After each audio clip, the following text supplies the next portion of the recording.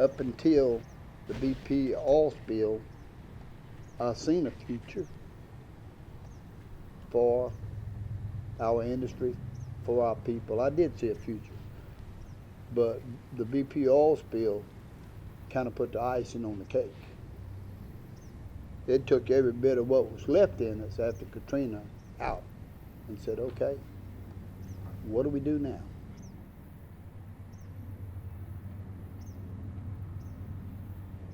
How do you start all over again? My father worked in the seafood business all his life, and I stepped in his footsteps. After Katrina, I lost my boat, I lost my home, I lost my business, and I was 50 years old. And I said to myself, at 50 years old, I can't start at the bottom of the ladder and work my way back up to where I was at. So I just stepped back and said, well, I'm going to do other things there. I'm going to try to help the people. I'm going to try to do what I can do to help what's left. BP done a whole lot more damage to our economy and our industry than the hurricane done. Trying to clean this thing up a little bit and put it up, it's worth about $800. I'll put it up.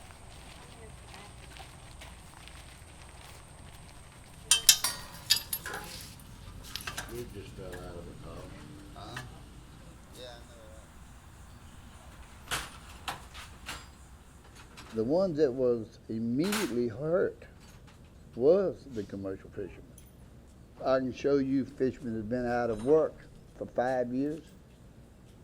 Our oyster industry, even today, it's at a record low of harvest that's ever been in history.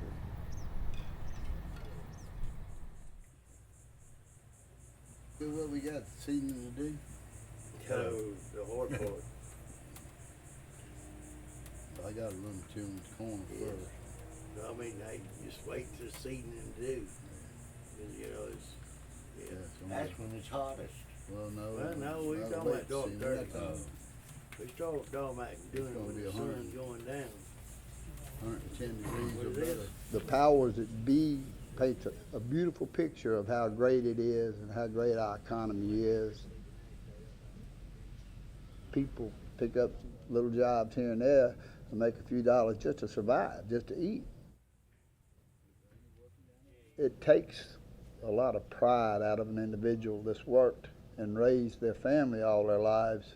All of a sudden, there they become a beggar. And that's the way they feel. They feel like they become beggars on account of what's happened to their environment, what's happened to our industry. The BP oil spill, the dispersants, the oil, it's a chemical that went into our Gulf and our bays and our estuaries, and it done something to our ecosystem. Of course, BP says, we're going to make it right. We're going to throw $20 billion out there. Y'all states, y'all fight over it like a bunch of wild dogs. Get what you can get out of it there. We're going to continue making our money. We're going to continue doing what we do. And we don't care who we hurt. And we don't care who gets the money, because that's all y'all going to get. Well, that's what they settled on. And who's at a loss? Who lost? We did.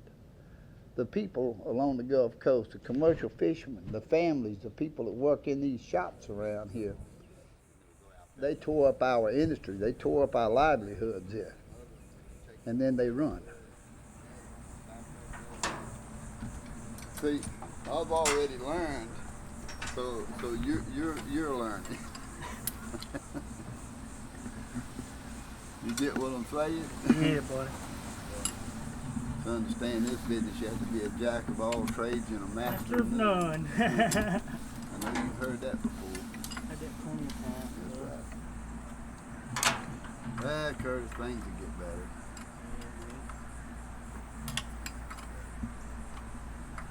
I've always believed that all my life.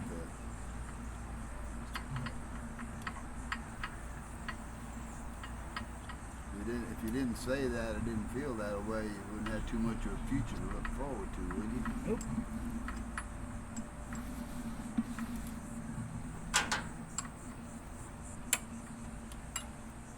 The old saying is, the grass is always green on the other side. Yeah. Well, I live with that philosophy too because I've always hoped it was. Telling you. Always hoped it was. I'm done. I'm just like a loaf of bread being baked in the oven. I'm done at my age. But what about all these young ones coming along there? What's in their future? You know, not mine, theirs.